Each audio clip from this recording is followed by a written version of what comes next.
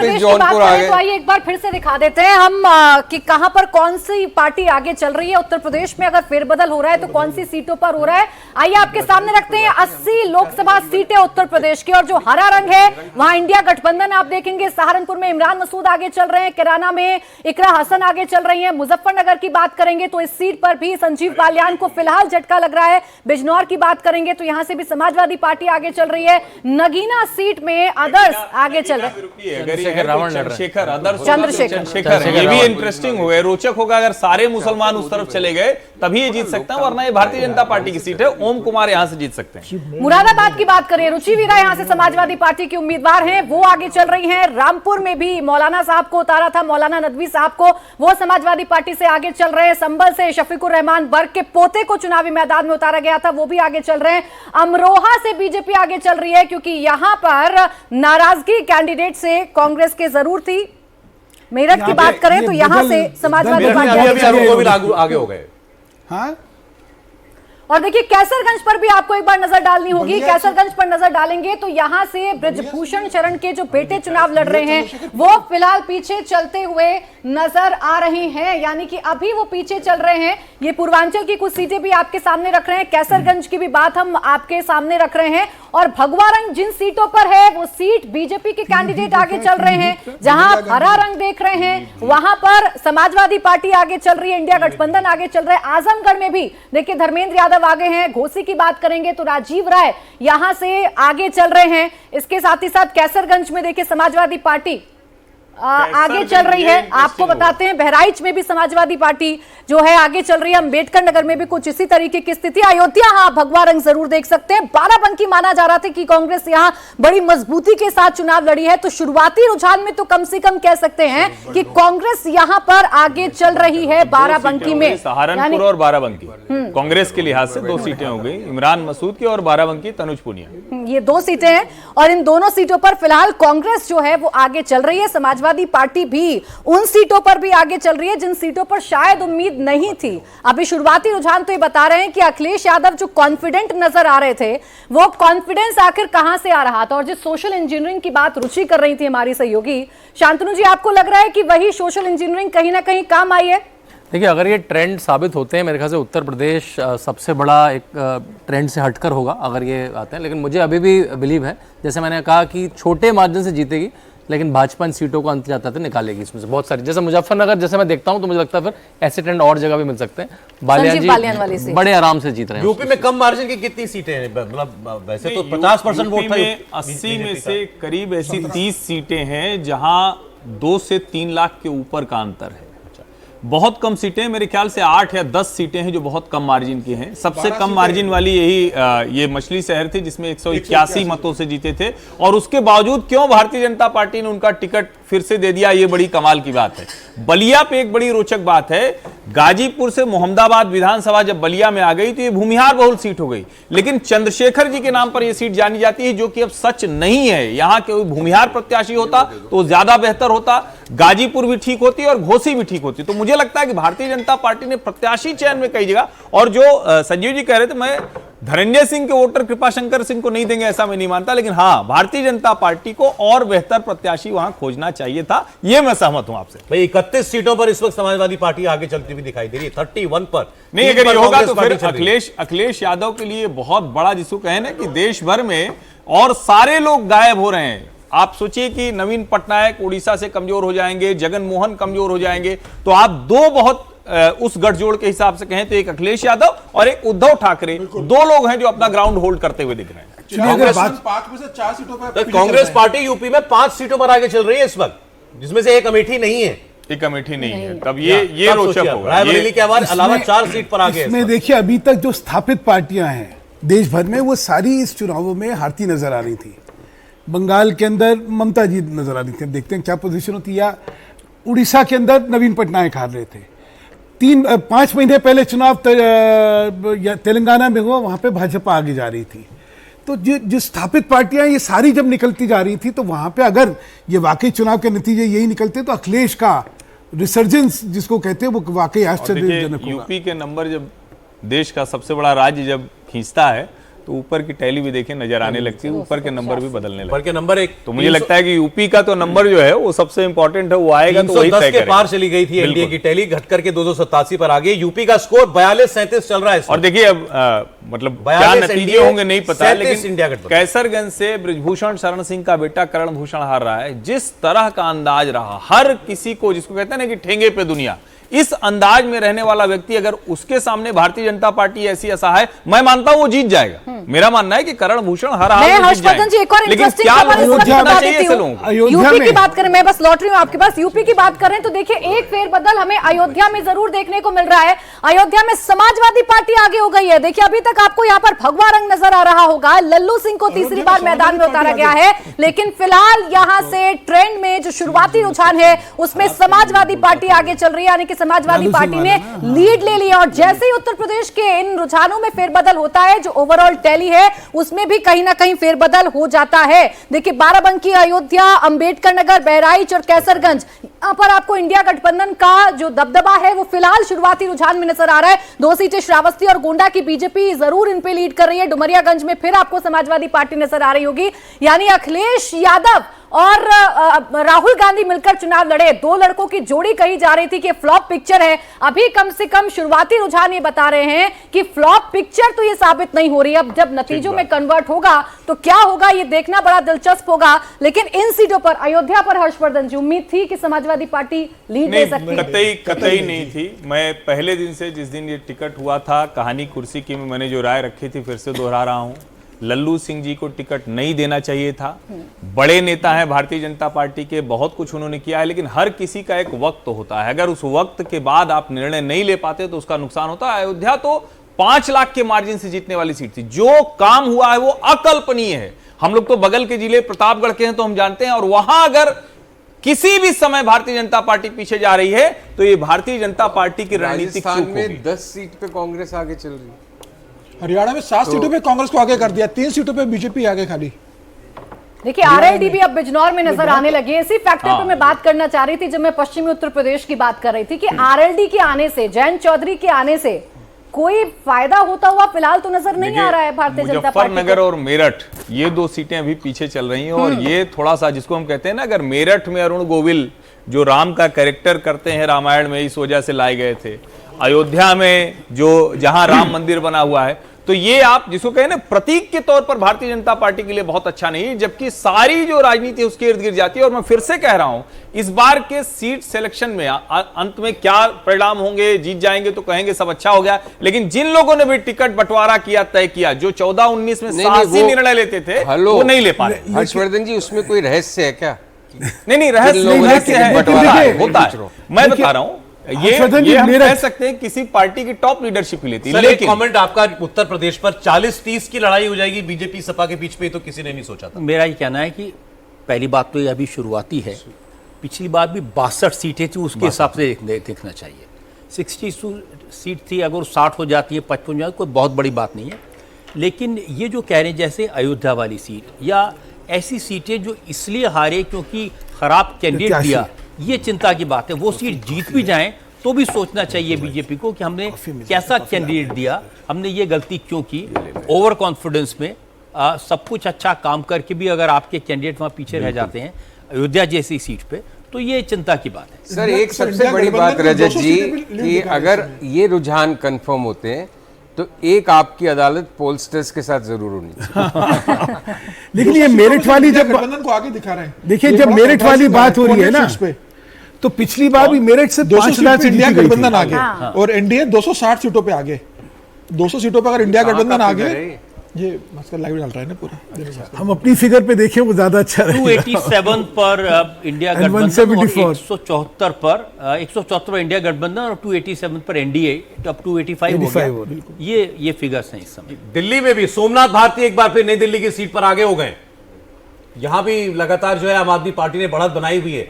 दिल्ली की सातों सीटों पर यूं तो बीजेपी हालांकि मुझे दिल्ली को लेकर अभी भी लगता है कि 7 सीटें भारतीय जनता पार्टी जीतेगी।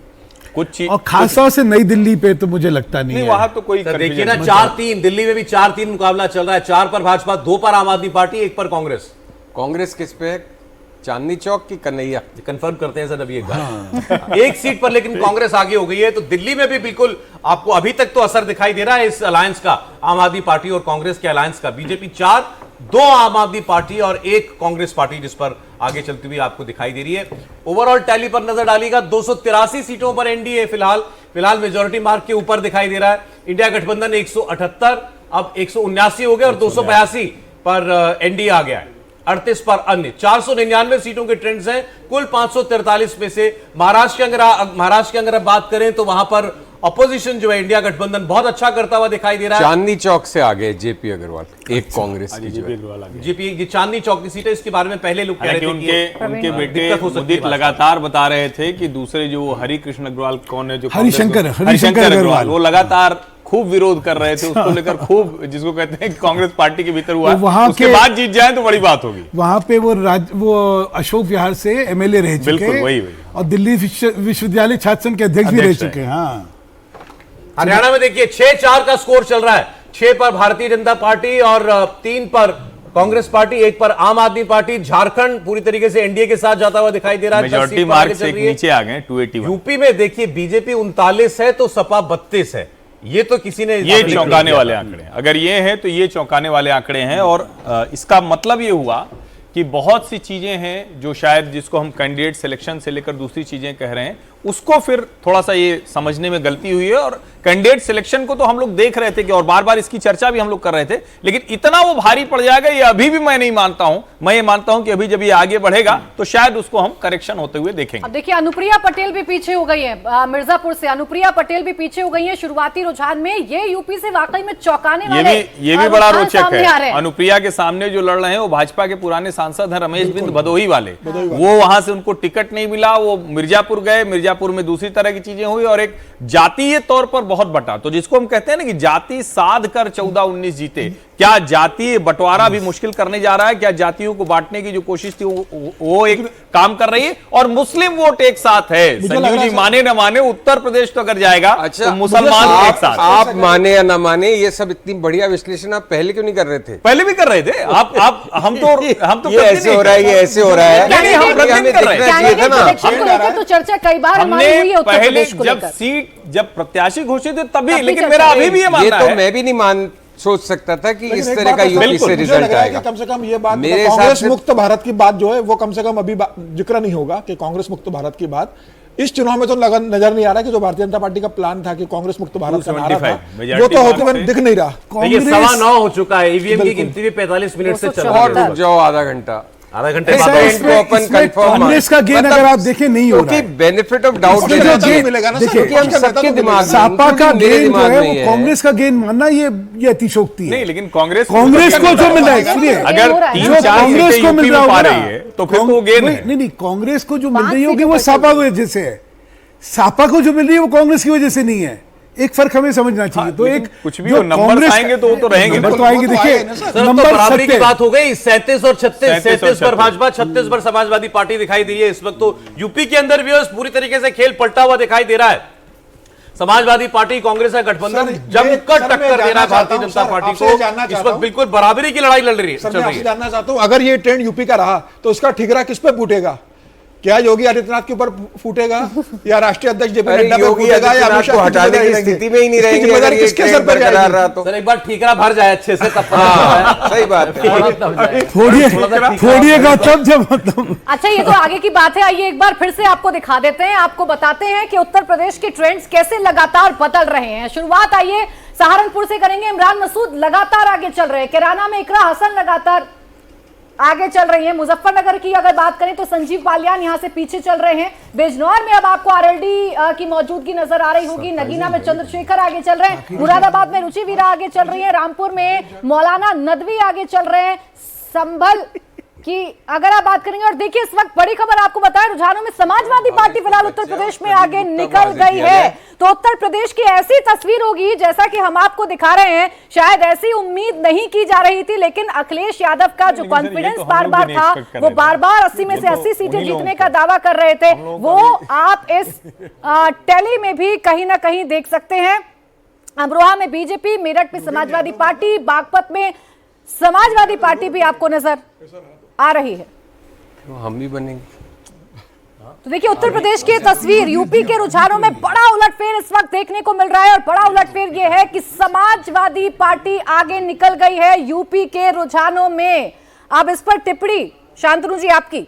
देखिए, अगर ऐसे रुझान, ये इसके रुझान से थोड़ा मिलता जुलता भी रिजल्ट आता है, मेरे ख्याल से इस बार के चुनावों का सबसे बड़ा उलटफेर होगा। इसमें एक कारण जो हमने शुरू से बात कर रहे हैं कि भाजपा ने जो तीसरी बार के टिकट दिए वो टिकट ठीक नहीं है, लेकिन अभी भी ये मानना बड़ा मुश्किल है कि इतने बड़े वोट शेयर पर खड़े होके योगी मोदी की जोड़ी होने के बाद, इतना कानून की व्यवस्था होने के बाद यूपी में नतीजे आते हैं, तो इसको बहुत ही बारीकी से स्टडी करना पड़ेगा। प्राची, मुझे लगता है अगर ये नतीजे में आते हैं तो मुझे ऐसा लगता है कि जो राहुल गांधी ने जो आरक्षण का डर दिखाया था, कहीं ना कहीं वो ओबीसी के अंदर चला गया है। मुस्लिम वोट तो खैर जाना ही था, उसमें कोई दो राय नहीं थी। अगर ओबीसी का वोट भी टूट रहा है, अगर ऐसे परिणाम आते हैं तो तय कि एक जातिगत जो विभाजन करना चाहती थी कांग्रेस, उसमें काफी हद तक वो सक्सेसफुल रही है और वो वोट टूटा है भारतीय जनता पार्टी से। इस परिणाम में नजर आ रहा है। मुझे इसमें एक दृष्टि और दिखती है जी। अभी तक यूपी का 14 का और 19 का जो चुनाव था, दोनों में सिंपल मेजॉरिटी के भी नीचे चला गया। बिल्कुल बिल्कुल। अब देखिए आगे एक खबर आपको बता देते हैं, उत्तर प्रदेश की लगातार आपको खबर बता रहे हैं क्योंकि उत्तर प्रदेश में ही बड़ा उलटफेर देखने को मिल रहा है। बड़ी खबर यह है कि रुझानों में समाजवादी पार्टी उत्तर प्रदेश में आगे निकल चुकी है और देखिए उसका सीधा असर जो ओवरऑल टैली है उसमें आप देख सकते हैं। अभी तक बहुमत के आंकड़े से पार एनडीए जा रहा था, लेकिन अब ये 268 कहीं ना कहीं हो चुका है। और अब आप देखिए, आपको एक एक तस्वीर के बारे में हम बता रहे हैं। प्रयागराज में जरूर बीजेपी लीड कर रही है, लेकिन बाराबंकी में कांग्रेस लीड कर रही है। अयोध्या सरप्राइजिंग है क्योंकि यहां पर लल्लू सिंह को मैदान में उतारा था, कैंडिडेट सिलेक्शन को लेकर सवाल उठाए गए थे, उसके बावजूद वो मैदान में थे, लेकिन इस सीट पर समाजवादी पार्टी लीड कर रही है। अंबेडकर नगर में भी समाजवादी पार्टी लीड कर रही है, बहराइच में भी, कैसरगंज में एक बार फिर ब्रजभूषण के जो बेटे हैं वो आगे हो गए हैं, उन्होंने लीड ले ली है। श्रावस्ती की बात करेंगे तो समाजवादी पार्टी, गोंडा में भी समाजवादी पार्टी, डुमरियागंज में और देखिए एक और बड़ी खबर आपको बता रहे हैं, अमेठी से मिल रही है। स्मृति ईरानी पीछे हो गई हैं। केएल शर्मा यहां से उम्मीदवार हैं कांग्रेस के और वो आगे निकल गए हैं। अमेठी से स्मृति ईरानी पीछे हो गई हैं। ये शुरुआती रुझान में सामने आ रहा है। अमेठी में स्मृति ईरानी के लिए इस बार चुनाव इतना आसान नहीं होगा, ये पहले से माना जा रहा था। हालांकि स्मृति ईरानी ने शुरुआत से बढ़त बनाई, लेकिन अभी जो रुझान आ रहे हैं उसके मुताबिक स्मृति ईरानी अमेठी से पीछे हो गई हैं। और केएल शर्मा, जिसे गांधी परिवार का विश्वसनीय बताया गया था, यही अच्छा है, वो कहीं ना कहीं बदलेगा। अब जो है आगे निकल गए हैं। अब देखिए आपको, आप जैसे ही आप ये फेरबदल देखते हैं वैसा ही फेरबदल आप इस टैली में भी देखते हैं, हमारी स्क्रीन पर देखते हैं। रायबरेली और अमेठी दोनों में कांग्रेस की मौजूदगी आपको नजर आ रही होगी। रायबरेली में तो राहुल गांधी शुरुआत से आगे चल रहे हैं, लेकिन अमेठी में स्मृति ईरानी जो पहले आगे चल रही थी अब वो पीछे हो गई हैं और केएल शर्मा अमेठी में आगे हो गए हैं। इसके साथ ही साथ सुल्तानपुर की अगर आप बात करेंगे तो यहां भी समाजवादी पार्टी आगे चल रही है। यानी कि जो पूरी बेल्ट आप देख रहे हैं इसमें आपको सिर्फ दो जगह भगवा रंग नजर आ रहा है।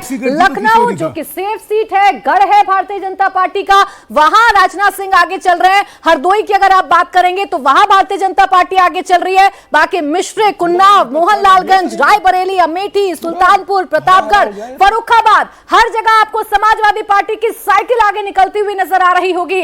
आगे अगर आप बढ़ेंगे तो इटावा में समाजवादी पार्टी, 48 समाजवादी पार्टी। जो प्रयागराज भी दिख रही है वहां पे भी कांग्रेस आगे है, उज्जवल रमण सिंह आगे हैं, नीरज त्रिपाठी पीछे चल रहे हैं। प्रयागराज में भी आप प्रयागराज में भी पीछे चल रहे हैं और अच्छी लीड ले ली है, मेरे ख्याल से 10,000 के आसपास की लीड व्यक्तिगत जानकारी है। हाँ, तो देखिए ये प्रयागराज का आपको बता रहे हैं, यहाँ पर अभी तो खैर भगवा रंग नजर आ रहा है। बाराबंकी में कांग्रेस, अयोध्या में समाजवादी पार्टी, अम्बेडकर नगर में समाजवादी पार्टी नजर आ रही है। और जैसा ही आपने कहा, आपने कहा, और देखिए ये यहाँ हरा रंग हमें नजर आ रहा है, 10,000 की लीड ले प्रयागराज में कांग्रेस आगे चल रही है। यानी कांग्रेस ने इस बार अपनी सीटों में इजाफा कांग्रेस करती हुई नजर आ रही है। रुझानों में कम से कम ऐसा नजर आ रहा है। अमेठी, रायबरेली को अगर आप छोड़ दें जो गांधी परिवार की सीट मानी जाती है, बाराबंकी में आपको कांग्रेस नजर आएगी, प्रयागराज में आपको कांग्रेस नजर आएगी, इसके साथ ही साथ सहारनपुर में आपको कांग्रेस नजर आएगी। और सिर्फ इस लाइन में एक रंग कैसरगंज में आपको नजर आ रहा है। 7 सीटें आप देखिए कांग्रेस, अभी तक उत्तर प्रदेश में 7 सीटों पर कांग्रेस के प्रत्याशियों ने बढ़त बनाई है। आगे बस्ती में समाजवादी पार्टी, संत कबीर नगर में समाजवादी पार्टी, महाराजगंज, गोरखपुर, कुशीनगर, देवरिया, बांसगांव, इन सीटों को अगर छोड़ दीजिए तो फिर आपको हरा रंग नजर आएगा। आपको लालगंज में समाजवादी पार्टी, आजमगढ़ में धर्मेंद्र यादव, घोसी में राजीव राय आगे निकल रहे हैं, सलेमपुर में समाजवादी पार्टी, बलिया, जौनपुर, मछली शहर, गाजीपुर, अफजाल अंसारी वाली सीट है, यहां पर भी समाजवादी पार्टी आगे है। चंदौली की बात करेंगे तो यहां भी समाजवादी पार्टी आगे है। वाराणसी में बीजेपी, भदोही में बीजेपी, मिर्जापुर में समाजवादी पार्टी और रॉबर्ट्सगंज में समाजवादी पार्टी। और देखिए इस वक्त बड़ी खबर यह है कि 48 पर समाजवादी पार्टी ने लीड बना रखी है, यानी उत्तर प्रदेश के जो रुझान सामने आ रहे हैं उसमें तो उलटफेर है। आप इस पर ये समझना थोड़ा हम लोगों को चाहिए। यूपी और बिहार बिल्कुल अलग तरीके से वोट कर रहे हैं। बिहार पूरी तरीके से एनडीए के साथ है, वहां आप देखिए तो 30 के पार इस वक्त एनडीए दिखाई दे रहा है। उत्तर प्रदेश में पिछले 10 मिनट में कहानी पूरी तरह से पलट गई है। 50 के ऊपर इस वक्त इंडिया अलायंस चल रहा है। 48 पर समाजवादी पार्टी खुद है, 7 सीटों पर कांग्रेस पार्टी चल रही है। यूपी में बीजेपी इतना पिछड़ेगी इसकी कल्पना किसी ने नहीं की थी।